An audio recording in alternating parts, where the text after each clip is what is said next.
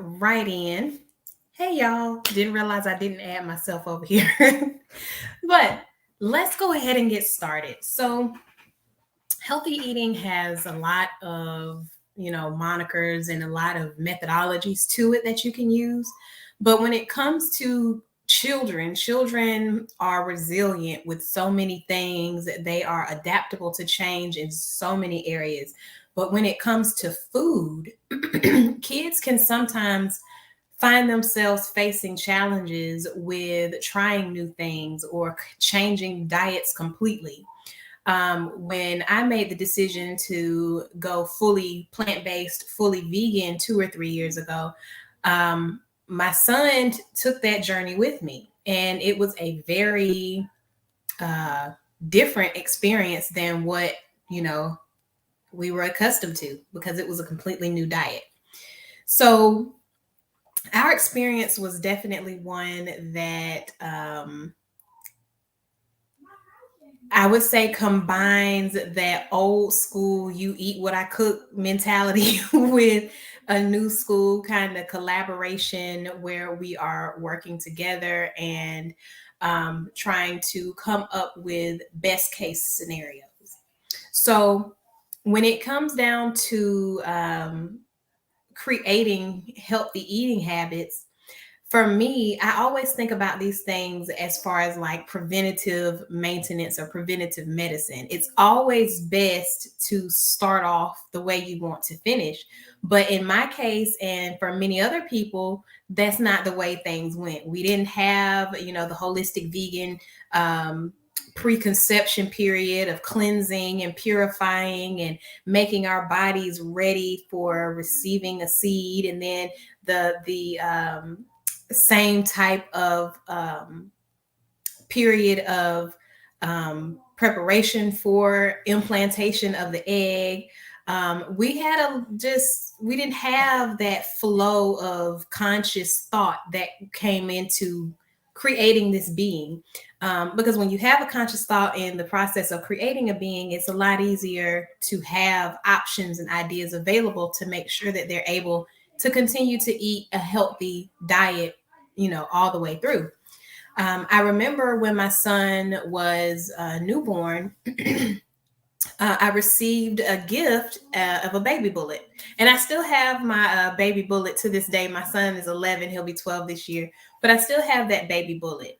And that was a really great gift that gave, it was like life foreshadowing. I can't think of the term specifically for that, but it was like life foreshadowing because here we are 11 years later, and I'm literally making just about every meal that we eat from scratch. So, how did we get here? How did we get to this place of healthy eating habits? Well, it started with the decision that I made to transition to a healthier diet. When I made the decision to transition to a healthier diet, I got a better understanding of what I needed to do, how I needed to do it, and um, we explored a lot of different things. So, one of the first things that I sat still and considered are what are his favorite foods? What are some of the things that he really truly enjoys that I don't have to make a big fuss about him eating? And the first thing that came to mind was burgers, pasta, and hot dogs. So when we initially transitioned, we were eating um, a lot of the processed meat substitutes. That was Beyond Meat, Field Roast, Stadium Dogs, and I did and do know how to make bean burgers. So we would have those sprinkled in throughout as well, which he was never opposed to bean burgers, because before we transitioned to this dietary lifestyle,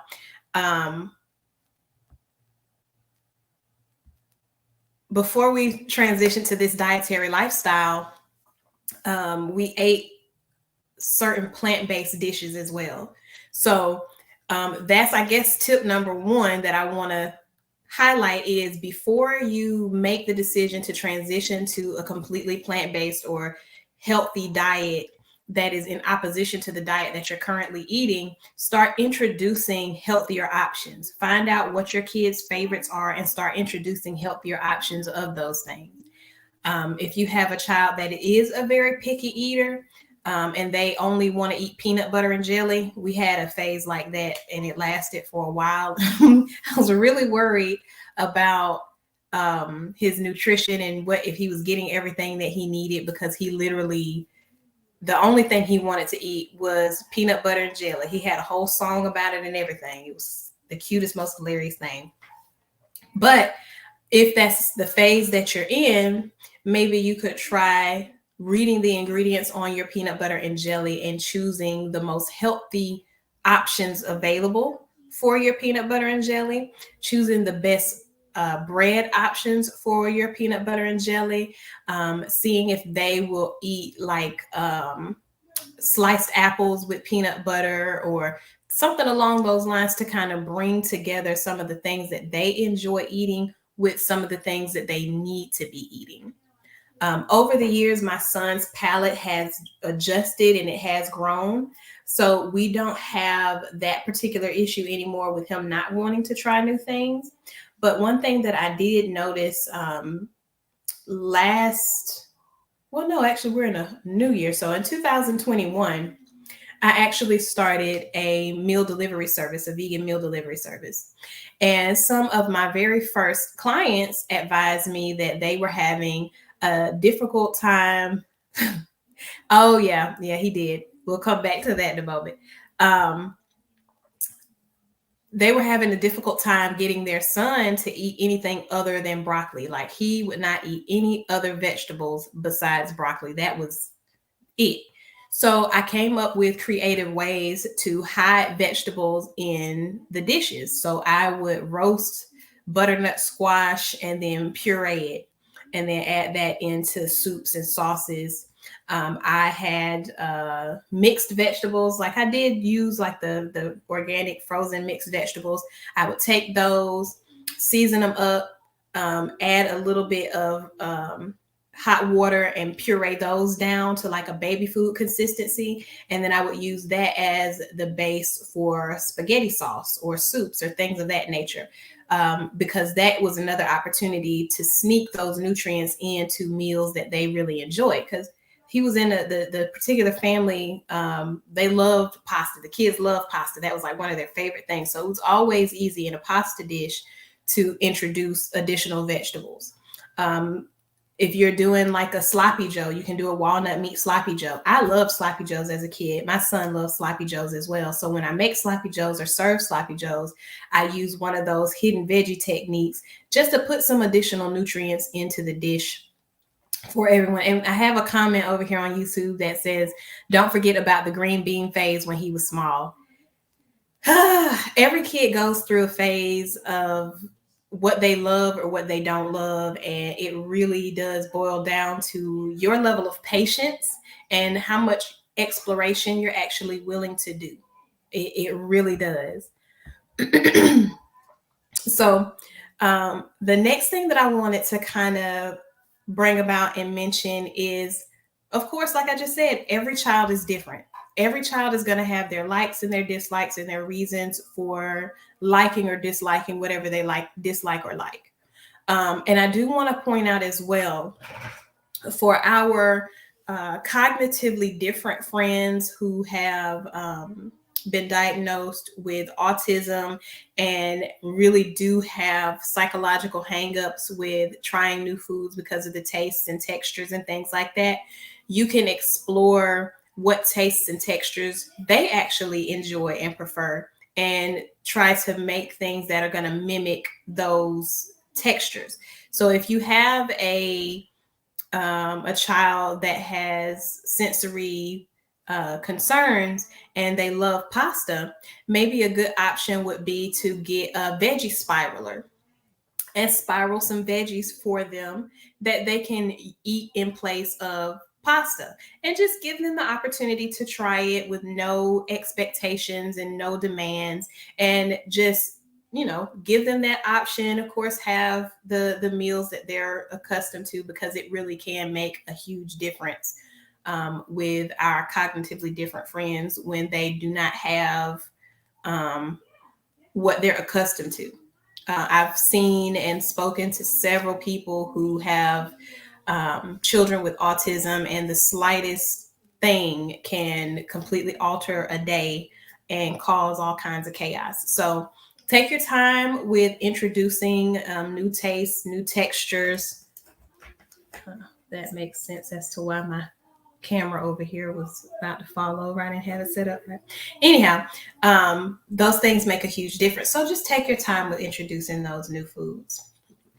Another thing that I would say, healthier foods do take a long time to prepare in certain cases. So bringing your kids into the kitchen with you and allowing them to help you prepare the meals is always going to be a bonus, like a huge bonus, because number one, they get the opportunity to see where their food comes from.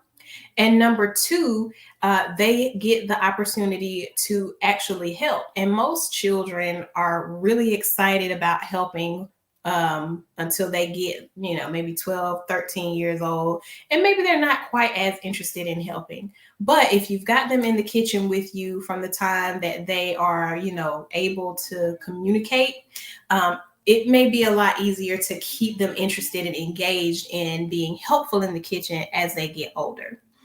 And that's a good one. Let me put that one up. So Marshawn Trailer, who is also Nana Doula and my mom, says when dealing with babies, it is also good to try different combinations in the blended foods to get the right texture.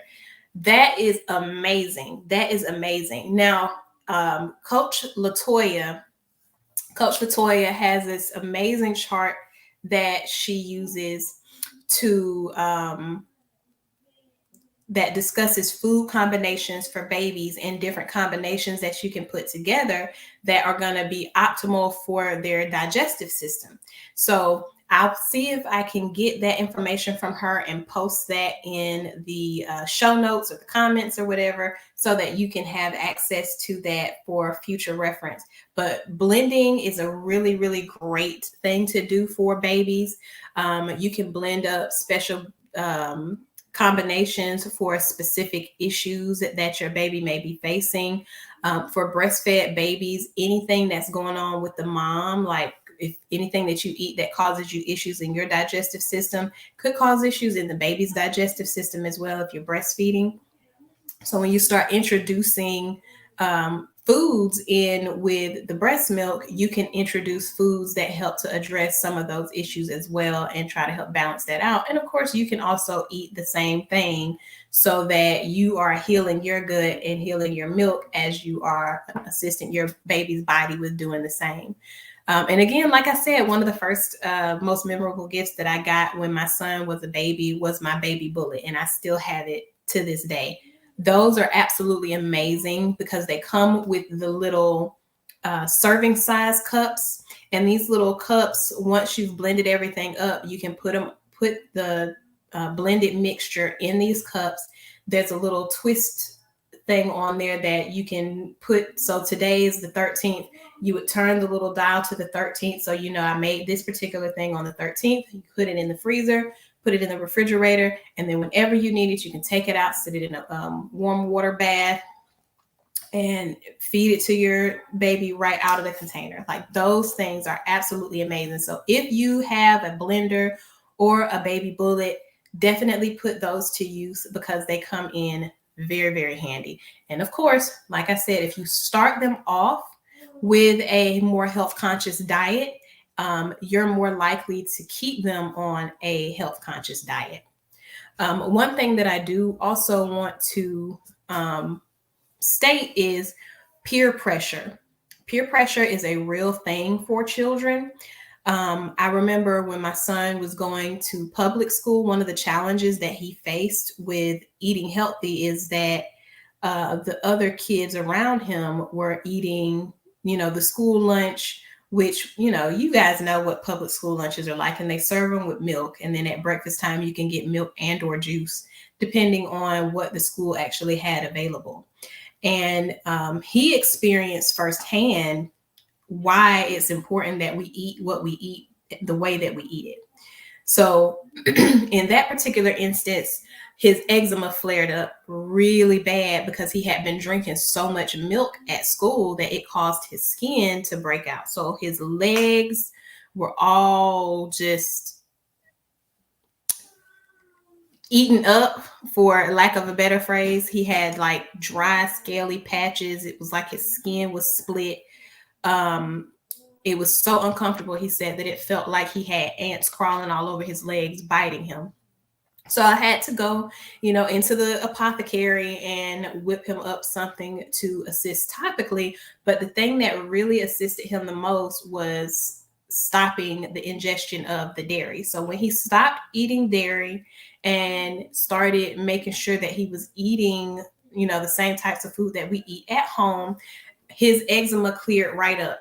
He didn't have any other issues with it and hasn't had any further issues with it. And that's been over 3 years ago that he had that instance. The other instant that he had that was affirming for him, that kind of gave him insight into his own experience and why we eat the way we eat. He had gone down to visit with my mom and dad, his grandparents, and he was just gung-ho excited. Now, my mom always makes sure that she has food available for him to eat that is in alignment with the diet and lifestyle that we follow. But when he goes on his own and makes his own stuff, he sometimes just kind of throws caution to the wind and does whatever. But unfortunately, he had an experience where his healthy choices were not made. He had been eating up all of the Ritz crackers, all of the boxed macaroni and cheese, all kinds of stuff, and not drinking the water that he needed to drink. And he called me one day from the bathroom just crying and crying and crying because he was in so much pain and not able to pass his bowels. And that experience was difficult, but mom was able to make sure he was okay. She was able to help him pass his bowels and get to feeling better. But that was an experience that he has now in his own pocket that kind of shows him the benefit of why making healthy choices matters.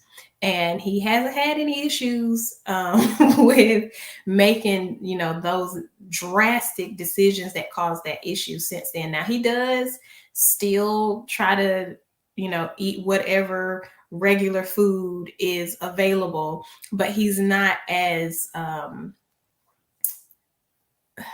committed to eating the things that he's not supposed to eat when he's not at home. So my next tip, of course, is make sure that you're talking to your child about why you're making the changes that you're making and why it matters. Some children, don't necessarily have the mental capacity to have that type of conversation, but have that conversation anyway, because they may surprise you. But also when they get older, they will remember the conversations that you had, and they will remember, mom said to eat this or not to eat that. Or they'll be like, oh no, we talked about this. Mom told me to eat this and not that. Let me ask her what that reason was. And that opens up a dialogue that you can have in the future that helps them to make better decisions. It helps to prepare meals that the child enjoys and make it enough to share. Also helps to make sure they have food wherever they go and have the conversations. This is for eating away from home. And I totally agree. This is something that I have been thinking about with him, because while it is always a nice experience to have grandparents who are like, oh, just send him on over, because I know who my child is, it definitely helps him in the long run to have options available that he is familiar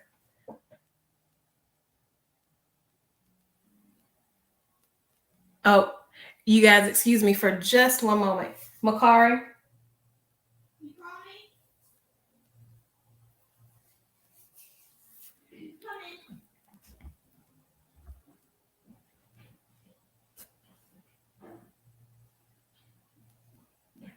here he comes slowly. Grab your charger so you can get back in speech therapy and finish your session. All right. So I'm definitely looking into putting more healthy food options together so that he can have those things to take with him, besides peanut butter and jelly, because Lord knows he'll eat it with an attitude. Because one of the other benefits of healthy plant-based eating or transitioning to a healthy diet, once you do get them transitioned to that diet, then they have new favorite foods that they enjoy in the new diet, in the new vegan plant-based lifestyle that you're living. They now have new favorites. So they'll be able to tell you, hey mom, can we have, stir fried vegetables for dinner? Or can we have that carrot tuna salad that you made the other day for dinner? And you can create a lot of really amazing options and opportunities for your children when you involve them in the process. So we got a few minutes left. I wanted to see if there were any specific questions or comments that anybody wanted to make in regard to healthy eating choices for your children. Have you tried anything? What was your experience like? How old were your children when you really started to think about and make healthier options available for them? And kind of what was that experience like for you? I'd love to hear some of your experiences with transitioning to healthy eating. While I am waiting for those comments to come in, I'll share a little bit more about our experience. So he is a very expressive individual. So when we first started the transition to a healthier lifestyle, some of the foods that I cooked did not taste good. Like they were not giving. They were not giving what they were supposed to have been giving. And he would say things like,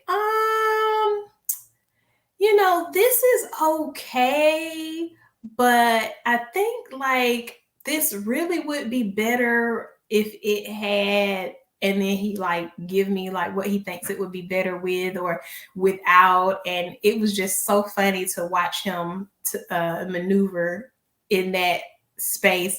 And if something was really nasty and he really didn't like it, he would make a statement like, yeah, this is okay, but my stomach kind of hurts and I don't think I can eat anymore. So it's not going to be success from day one. It is not going to be a success from day one. Not every time. But if you're willing to continue to try new things, stay committed to it, remember why you're actually making this transition in the first place, you'll have a lot more success on the other end. Because just like with adults, behavior change is something that takes a lot of time and it takes effort. So we can't look at making healthy choices for our children and expect them to just pick it up immediately when we have the same types of hangups around different areas. We have to exhibit patience and understanding and compassion for them in the same ways that we would expect to receive patience, understanding, and compassion. So children are, like I said, to get us started, children are very resilient. Children readily adapt to change, but food can be a challenge. So giving them patience, giving them understanding, compassion, giving them options that allow them to, explore the new possibilities that they are facing is a really great benefit. We got another comment from Miss Trailer or Mrs. Trailer. Having a friend over from time to time to try some of the food he eats will help him to share some of his favorites so he is not alone in his friend group eating this way. That is very accurate. That is very accurate. When he goes and hangs out with his cousins, he loves Japanese culture. and anime specifically, not necessarily just Japanese culture, but he loves anime.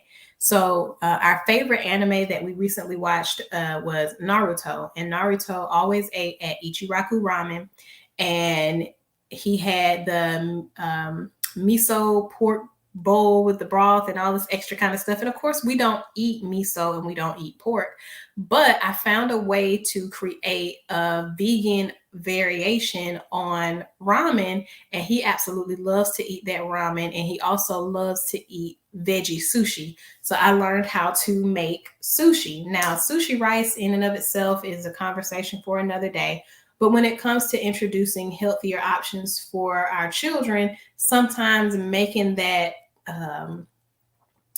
concession, so to speak, can be beneficial, because once you've got them transition over and they're willing to eat the vegetable sushi, then you can start really experimenting with other things.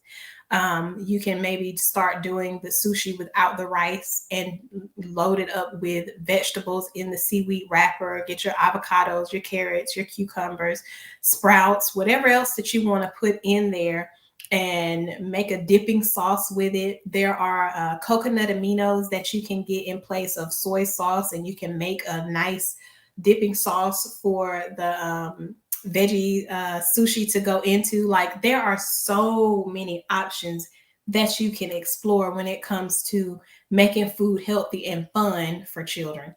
But it really does boil down, in my opinion, to whether or not you're communicating with your child. It's like the whole concept of trying to fit a square peg into a round hole. You don't want to try to force your child to eat things that they didn't like before you went plant-based, or try to force them to eat things that they have told you that they don't want to eat. And then another comment from Nana Dula: brown jasmine rice might work. It is fun trying different grains. And that is very true. That is very true. We stopped eating corn a long time ago. So it'll be very rare that we'll eat corn if it's like in a mixed vegetable thing, or I've got some corn in my freezer that I got from an associate of mine, because she's from Indiana, and she gave me some of the corn from her hometown, which I'm really excited to try. I just haven't decided how I want to prepare it yet. But we don't eat corn anymore. However, we are from the South, so we enjoy eating our grits for breakfast. So we decided to try kamut. Kamut is an ancient grain, and I have been able to order it on Amazon, which has been extremely helpful, because where I live, we don't have access to those types of foods in mass. So experimenting with kamut has been a really great option. So what I do when I make the kamut, I make it like grits. I do I ground it up in a coarse ground, and then I cook it in my broth or water. Now with kamut, because we're making it a vegetarian, vegan way, what I like to do is season my water, sea salt, a little bit of black pepper, because I like to put turmeric in it, and you need the turmeric and black pepper together so that the body can absorb the turmeric. And then I like to put onion powder, garlic powder, and then add the kamut into the water once it's seasoned the way I like. And then once the kamut is cooked, it's cooked with those flavors. If you like, you can top it with vegan cheese and, do the whole shebang that you would normally do with grits. But it is a really good option by itself because of the way that I season it. It is so, so good. So definitely experiment with different grains, experiment with different variations of things. Finding the quick staples that your child will absolutely love to eat is another good one. Just have some of those things that you can do quickly for breakfast and quickly for lunch or dinner. Some of our favorite staples and go-tos when it comes down to breakfast is, just fruit, or a green drink that has a good amount of spirulina in it for your protein and nutrition, because that will stay in the body longer. We'll also do, we do still eat oatmeal. That's a controversial, type of subject for some people, is oatmeal. If you're looking to eliminate oatmeal, you absolutely can eliminate oatmeal, and just stick to doing fruits, and doing like a teff porridge instead of the oatmeal. Teff porridge is another really great quick option that you can get and have on hand, because the teff is another grain. Once it is ground down, you can get it already ground. It has the consistency of cream of wheat. So you can use that in the place of your porridge or your oatmeal. Top it with your fruit, or blend your fruit down and add it to it so that it's like little chunks in the background of the dish. There's a lot of options that you can do for breakfast, but that's really quick. For lunch, my son absolutely loves the carrot tuna salad. So that's one that I keep on hand at all times. I always have carrots in my refrigerator so that I can make the carrot tuna salad. Another one that he really enjoys is the ramen, the vegan ramen. And that's a simple saute your onions and your garlic and make a broth, and then you add in your rice noodles and your vegetables, and you let that cook down a little bit, and that's your ichiraku ramen vegan style.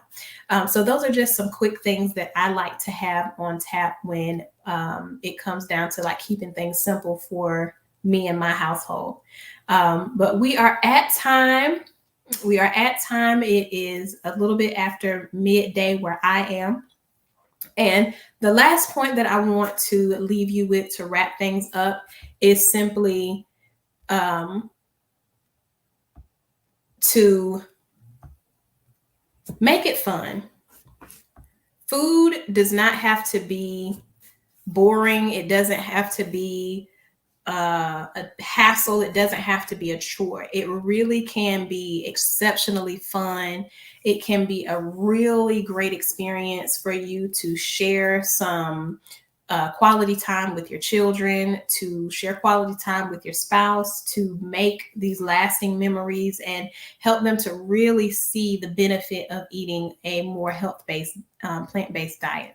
So thank you all so very much for tuning in with me today for our Built Through broadcast. If you've got any tips that you'd like to add to how to cultivate a healthy eating habits or a healthy diet for your children, and at whatever age they may be, feel free to share. We are absolutely open to communication and dialogue, and we look forward to seeing you next Friday for our next installment of Built Through broadcast. Again, I am Coach Shantae, and it's truly been a pleasure speaking with you all today. Y'all have a great one.